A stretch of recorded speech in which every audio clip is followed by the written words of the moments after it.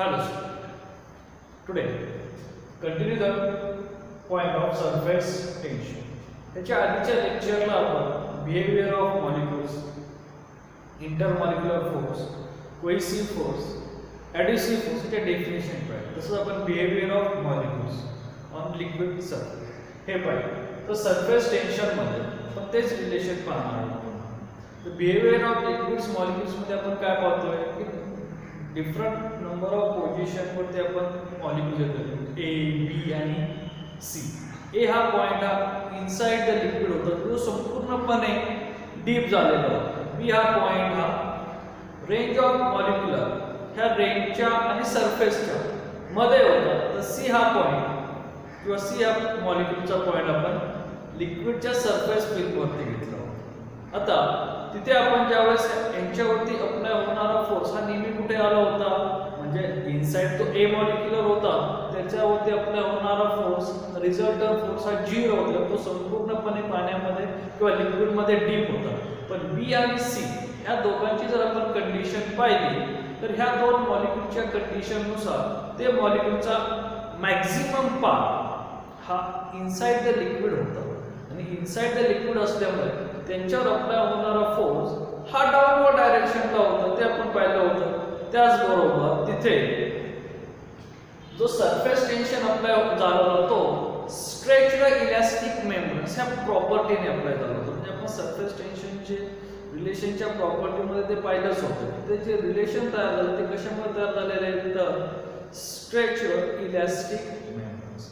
म्हणजे जर आपण कन्सिडर केलं हा एक लिक्विडचा सरफेस, ह्या लिक्विडच्या सरफेस वरती एक इमॅजिनरी लाईन ड्रॉ केली की ज्या सरफेसला ती कशी टँजेन्शियली त्या लाईनची लेंथ आपण कन्सिडर करू L एवढी एक इमॅजिनरी लाईन आपण ड्रॉ केली. तर ह्या L एवढ्या लाईन वरती असलेल्या मॉलिक्युल वरती अप्लाय झालेला फोर्स हा दोन्ही बाजूला होणार सरफेसच्या, ह्याही बाजूला होणार आहे आणि ह्याही बाजूला अप्लाय होणार आहे.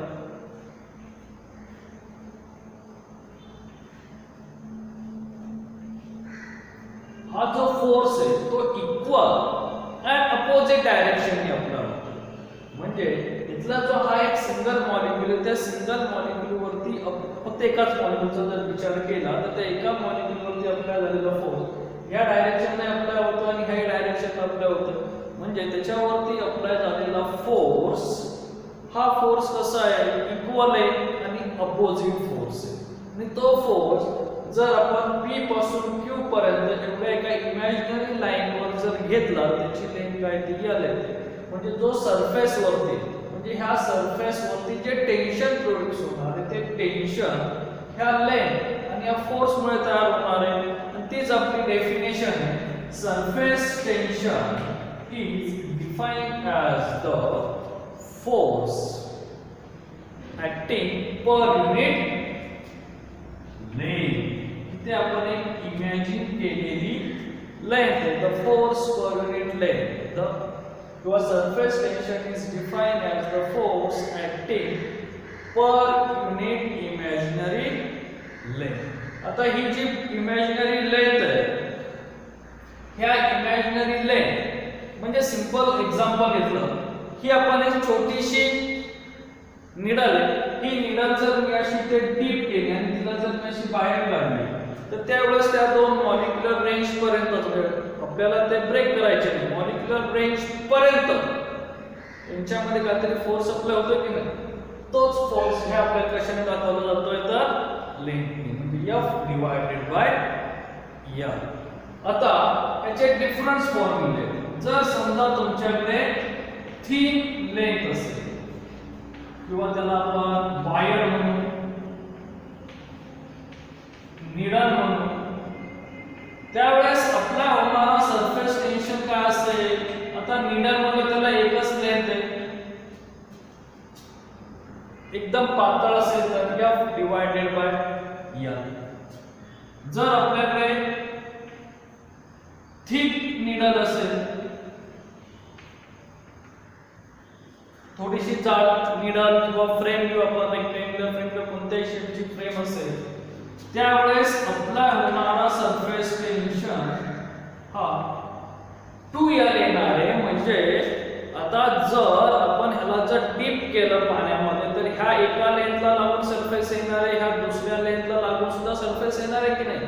म्हणजे ह्या दोन्ही लेंथला लागून आलेला सरफेस त्यासाठी किती लेंथ झाल्या, 2 लेंथ झाली. म्हणून इथे काय झालं आपलं 2L. सेम रिलेशन रिंग साठी आहे. जर तुमच्याकडे रिंग और डिस्क असेल तर रिंग म्हणजे तिथं असलेलं संपूर्ण सर्कल, तर apply surface tension force divided by length. मग त्याची लेंथ रिंगची किंवा डिस्कची लेंथ म्हणजे काय असतं, त्याचं सर्कम्फरन्स ऑफ सर्कल 2 पाय r. And third thick ring की ज्या रिंगला 2 रेडियस आहे, एक इनर रेडियस आहे आणि एक आउटर रेडियस आहे. त्यावेळेस तयार झालेलं सरफेस टेन्शन जसं आपल्याकडे थिक रिंग होतं त्यावेळेस 2 आलं. सेम कन्सेप्ट थिक रिंगला ज्यावेळेस थिक रिंग असेल त्यावेळेस 2 into 2 pi r means 2 into 2 pi r. 2 pi r हा आपला सर्कम्फरन्स आहे. ते थिक रिंग आहे म्हणून इथे काय झालं, त्याची 2 रेडियस into 2. और जर तुम्हाला इथे डिफरंट रेडियस असेल r1 and r2 अशा जर 2 रेडियस असतील तर surface tension force divided bye 2 pi r1 plus r2. म्हणजे असा 2 टाइप्स. जर तुम्हाला 2 रेडियस तिथे दिले असतील तर आपल्याला तिथे r1 आणि r2 या दोन्ही रेडियस सेपरेट द्यावे लागतील. असा आपला सिंपल सरफेस टेन्शनचा फॉर्म्युला आहे. Surface tension means the tangential force acting per unit length on both side of imaginary line. म्हणजे तुम्ही जी इमॅजिन केलेली त्या इमॅजिनरी लाइन वरती अप्लाय झालेला दोन्ही बाजूचा फोर्स त्याने तयार करावा आहे सरफेस टेन्शन. आता surface टेन्शनचं unit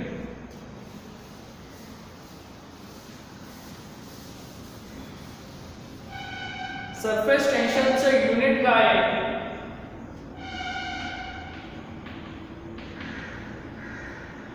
SI unit, force measured in Newton and length measured in meter. CGS unit, force measured in time and length measured in centimeter. त्याच्यानंतर त्याचं असलेलं डायमेन्शन. आता आपल्याला फोर्सचं डायमेन्शन माहिती आहे m1 l1 t raised to -2 आणि लेंथचं dimension m0 l1 t0. जर length जर वरती गेली तर ती लेंथ काय होणार आहे, 0 होणार आहे. m1 t raised to -2 म्हणजे इथे l0 m1 t raised to -2 हे आपलं डायमेन्शन होणार आहे सरफेस टेन्शन. सरफेस टेन्शनची एकदम सिंपल डेफिनेशन आहे, the force per unit length किंवा the tangential force acting per unit imaginary length on liquid surface. Is that clear?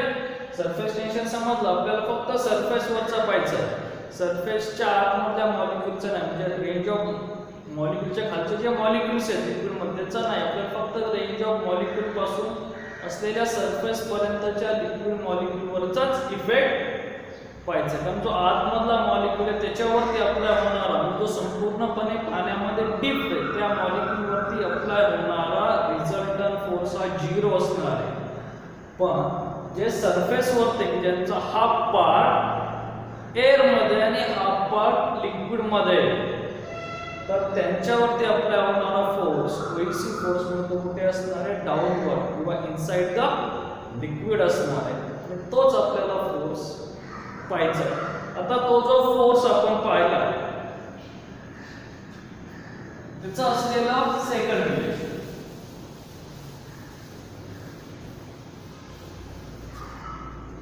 म्हणजे आपण बिहेवियर ऑफ लिक्विड मॉलिक्यूल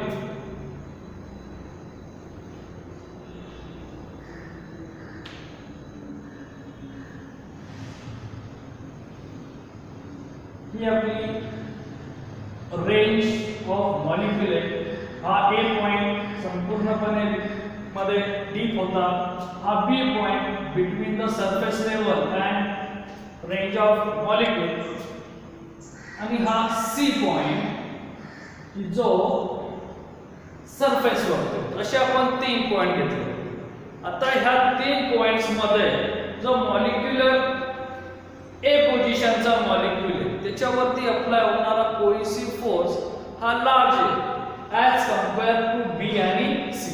कारण की ह्याच्यावरती सगळ्याच बाजूने कोहेसिव्ह फोर्स होणार. तसा बीचा हा थोडासा वरचा पार्ट किंवा सीचा हा संपूर्ण निम्मा पार्ट हा दुसऱ्या फोर्स म्हणजे ॲडिसिव्ह फोर्स मध्ये, म्हणजे ह्यांचा फोर्स हा थोडासा कमी, म्हणजे सर्वात जास्त फोर्स ह्याच्यावर अप्लाय होतोय, त्याच्यापेक्षा कमी ह्याच्यावरती, आणि सर्वात कमी फोर्स अप्लाय होतोय. तर कोहेसिव्ह फोर्स कशावरती? सी ह्या मॉलिक्यूलवरती as compare to the surface molecule. हे जे सरफेसच्या मॉलिक्यूल बी असेल किंवा सी असेल पॉसेस एक्स्ट्रा पोटेन्शियल एनर्जी, म्हणजे त्यांच्याकडे काहीतरी एक्स्ट्रा पोटेन्शियल एनर्जी सी किंवा बी मॉलिक्यूल. आपण कंपेअर करू C molecule. The surface molecule possess extra potential energy and this energy is called as surface energy. आणि त्याच एनर्जीला आपण काय म्हणतो? Surface energy. का सरफेस एनर्जी म्हणतो आपण? कारण की याच्याकडे असलेला फोर्स तर जास्तच आहे ऑलरेडी, मग ह्याचा फोर्स जास्त आहे कंपेअर टू सी मॉलिक्यूलच्या. मग तो सी मॉलिक्यूलला खाली ओढेल की नाही आपल्याकडे? मग तो खाली येऊ नये त्यासाठी याच्याकडे यांनी आपल्या स्वतःकडे एनर्जी ठेवलेली. ती एनर्जी कोणती आहे? पोटेन्शियल एनर्जी आहे. आणि ती पोटेन्शियल एनर्जी ए मॉलिक्यूल असेल किंवा दुसरा इनसाइडचे संपूर्ण डीप झालेले मॉलिक्यूल असेल त्या मॉलिक्यूलपेक्षा ती एनर्जी कशी आहे? थोडीशी जास्त आहे. मग ती जास्त असलेली energy, the extra potential energy is called as surface energy. कारण की ती त्या सरफेस वरती अप्लाय झालेली, मग ती जी एक्स्ट्रा आपली असलेली energy molecule on the surface is called as surface energy. Simple आहे. The extra potential energy on the surface molecule is called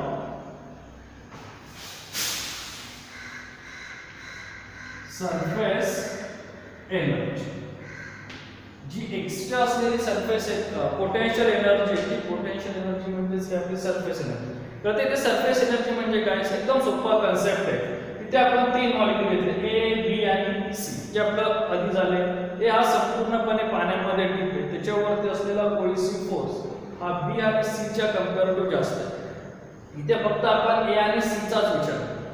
हा ए संपूर्ण पाण्यामध्ये डीप आहे, हा सी सरफेस वरती. तो सरफेस वरती असलेला जो मॉलिक्यूल आहे त्याच्याकडे एक्स्ट्रा पोटेन्शियल एनर्जी त्याने आपल्या स्वतः जवळ ठेवली as compare to the inside molecule. Inside molecule पेक्षा या सी ह्या मॉलिक्यूलकडे, सी या पोझिशनच्या मॉलिक्यूलकडे एक्स्ट्रा पोटेन्शियल एनर्जी, आणि ती extra potential energy on surface molecule is called as surface energy. ती कशाच्या स्टोअर केली त्यांनी? Surface energy. एनर्जी आहे सरफेस वरती, मग तिचं नाव आपण काय दिलेलं आहे? Surface energy is the extra potential energy. Next, relation between surface tension and surface energy. आपण सरफेस टेन्शन पाहिलं. सरफेस टेन्शन म्हणजे काय?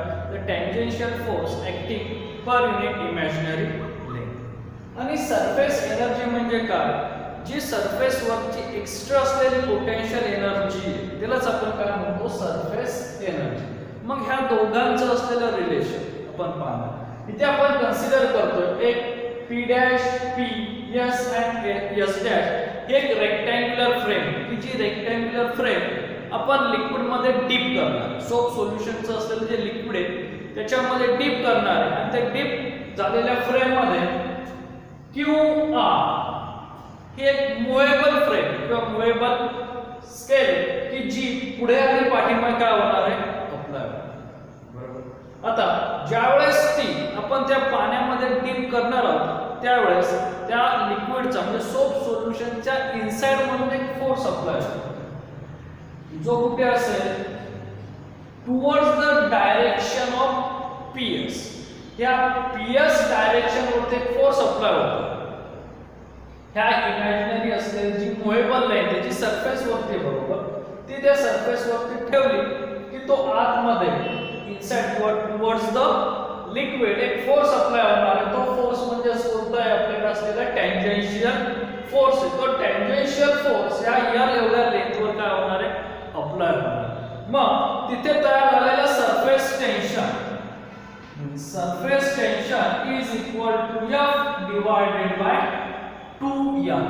आता इथे आपण 2L का घेतोय तर 2L घेण्याच्या पाठीमागचं कारण आहे की ह्याला दोन फ्रेम आहेत एक अप्पर आणि एक लोअर फ्रेम अशी आपण इथे दोन फ्रेम घेतो की जी अप्पर आर्मचे आणि लोअर आर्मचे म्हणून इथे असलेली लेंथ काय झाली आपली 2L जी आपण सरफेस टेन्शनच्या फॉर्म्युल्यामध्ये पाहिलं होतं. आता इथे असलेला सरफेस टेन्शन म्हणजेच काय झाला F divided by 2L is therefore force is equal to surface tension to 2L. हा झाला आपला सिंपल फॉर्म. आता ही मुव्हेबल फ्रेम आहे. सरफेस टेन्शन ह्याला काय करणार आहे पुश करणार आहे. तर ही पुश झाल्यानंतर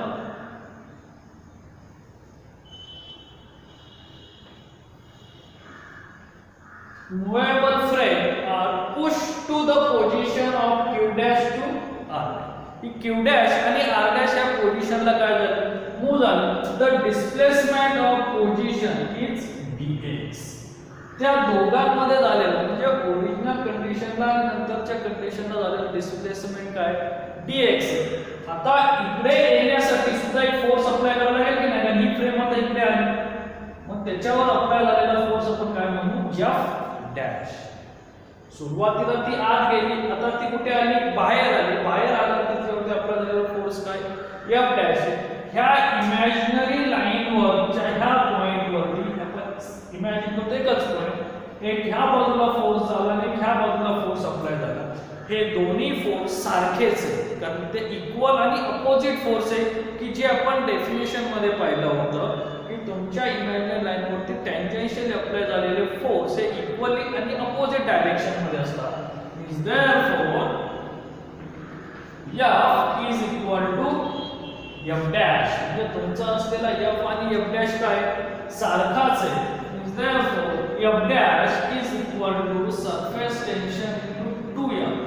ह्याला मी म्हणतो इक्वेशन नंबर फर्स्ट. बरोबर आहे. आता इथे ही तुमची पोझिशनला असलेली फ्रेम आहे. ही पोझिशनला असलेली फ्रेम मुव्हेबल फ्रेम ह्या पोझिशनला म्हणजे Q dash to R dash ह्या पोझिशनला गेली म्हणजे तिथे काहीतरी वर्क प्रोड्यूस झालं. बरोबर की नाही.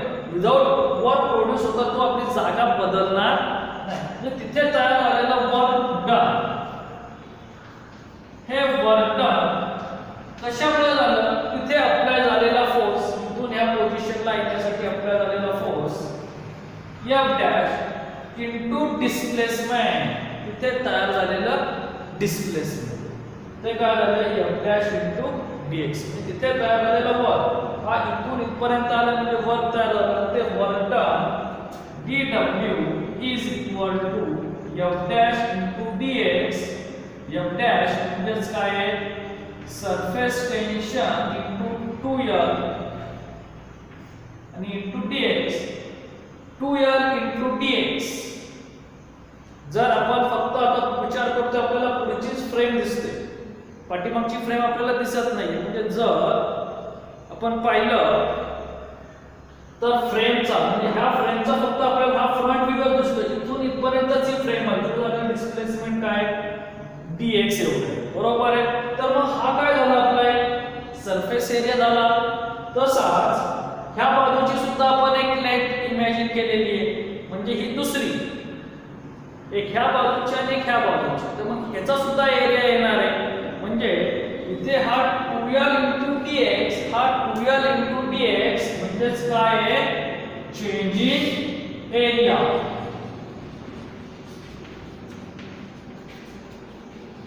एरिया ऑफ फिल्ड तो काय येतोय 2l into dx. 2 काय तर दोन बाजूचा एरिया आहे म्हणून 2l into dx is equal to dA means work done is equal to surface tension into change in area. आणि इथे तयार झालेलं वर्क डन म्हणजेच काय आहे तर work done is equal to potential energy.